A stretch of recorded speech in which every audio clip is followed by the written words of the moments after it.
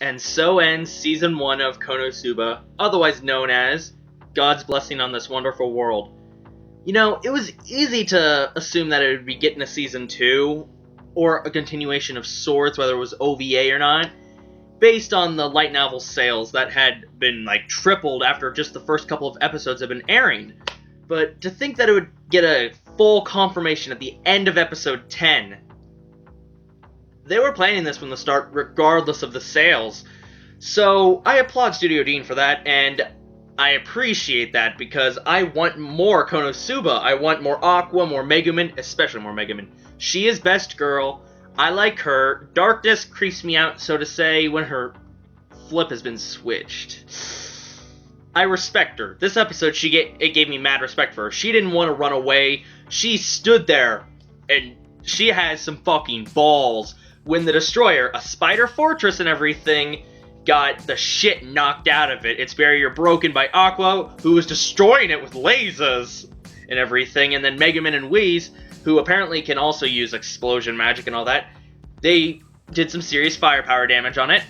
And when it came down and just did the classic slide up and everything, Darkness was just standing there, sword in hand, armor and all, not moving an inch, not flinching, as it came feet away from hitting her. Damn.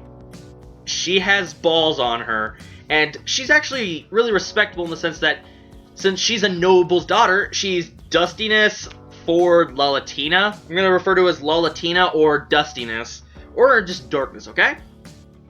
She doesn't want to run away before her countrymen. She has to stand here, part of her duty and her honor, to protect the people that govern it, because her father is the person who governs this land. So she's nobility. So that answers my question from last review, what nobility she is and all that, and I didn't know, but it's good introduction right now at the very last episode. So, I also kind of want a little more of Aqua, because it's always fun to see the self-centered goddess. And Kazuma. Fucking Kazuma. That asshole. The manipulative asshole. He supposedly has good luck, but he gets himself into some shit situations. So I think that's kind of ironic. Now, the Destroyer. I gotta say, this is the second mobile fortress I've seen. The first one was back in the Phantom Troop arc of Fairy Tail. I can't remember the name of the fortress, but that thing transformed into a giant fucking robot and everything after walking around. And this one, it doesn't do any transformations. It's just a giant spider fortress thing.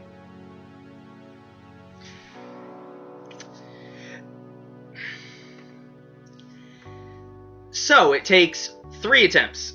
1, they actually break the barrier and knock it down, and then it's going to self-destruct, which makes the emergency quest transform into a super emergency quest where they're trying to prevent it from exploding.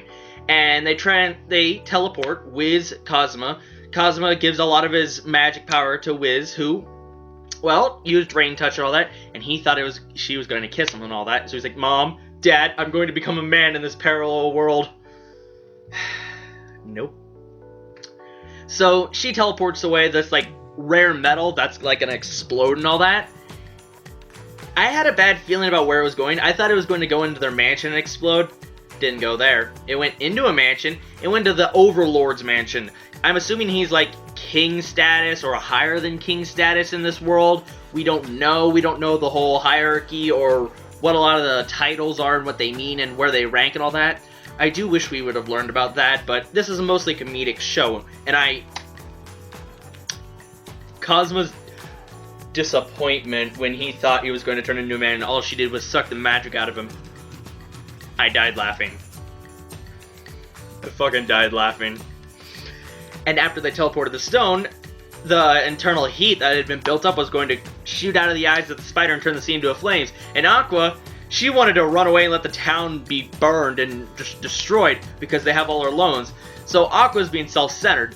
I died again, laughing.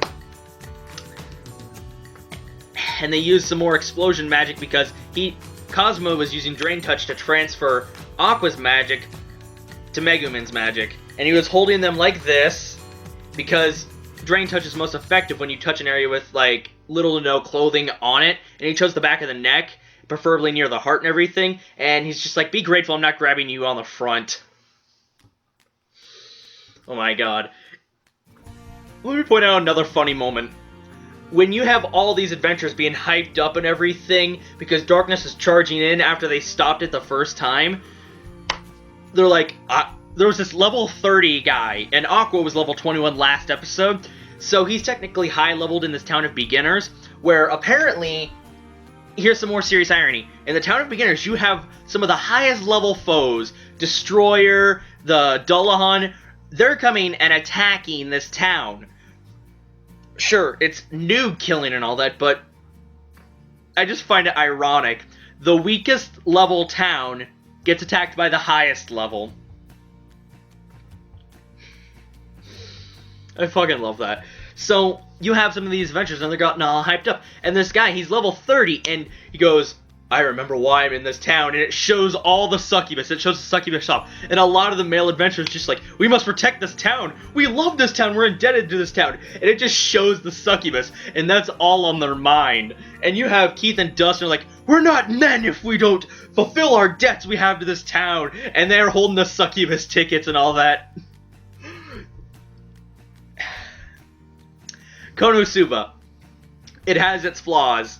It's a fantasy RPG world and everything, but it has phenomenal comedy gold. I loved every moment of this show. You have the fan service episode, last one. You have the creepy doll. You have just phenomenal moments in this. You have interesting characters. You have kind of cool contrast. You have a lot of fucking irony. And Kazuma, at the very end, he thought he was being rewarded for stopping Destroyer by having it teleport, and he took full, like, how do I put it? He took responsibility for the whole teleportation, and it blew up, like, probably one of the highest ranking members. So now he's branded as a criminal when he thought he was getting compensation. And that ends off there. I want Season 2 now. I know there's an OVA coming with, like, a character of Union, maybe, or Yu-Yun. I've heard there was this one chick in the opening that she looks quite similar to Megumin, and she hasn't made an appearance in the anime, or if she did, I didn't notice her, but a lot of fans that have read the light novel want her in the anime, so I think in the OVA that's coming out either this upcoming months or a few months later, maybe in the summer season, that it's going to actually, she's going to be in there, which would be interesting to see. Now, overall, Konosuba has its flaws, it has some of its stale moments, but it's absurdly better than the manga, in my opinion. I've recently caught up to the manga again. There's like 14 chapters, 18 chapters, anywhere from 10 to 20, okay? And I already noticed they did skip some stuff. They might be planning to add that into like Season 2, or maybe the OVA, but the jokes, I found they were much better animated than they were in the manga. This is the best thing that it has running for it. Pure comedy gold. And the situations Kazuma gets himself into. It's breaking the cliches of the whole RPG world or the fantasy world. And I love that. Now, tell me your thoughts on the series overall. Did you like it? If you're a light novel reader, how close did it adapt from the light novels? Did it adapt volumes 1, 2, and 3? Did it adapt volumes 1 and 2? 1? Tell us where it left off in the light novels. I appreciate that. Who's your favorite girl? Is it Megumin, Darkness, Chris? I gotta say, Megumin and Chris are about level, with Megumin slightly higher because she makes an appearance more often. I am glad that she did make a reappearance at the end. I need more Chris in my life. Then, as well, I also like Wiz, but she needs to be around more often. I love her ditzy character. Now, it's honestly sad to see this series go, even if it is returning. I might read the light novels. Comment down below if I should do that and review them, or just comment whatever you want about the series. If you want to talk about its cons, you can. If you want to talk about its pros, I'll always reply to your comments. I'll talk with you guys.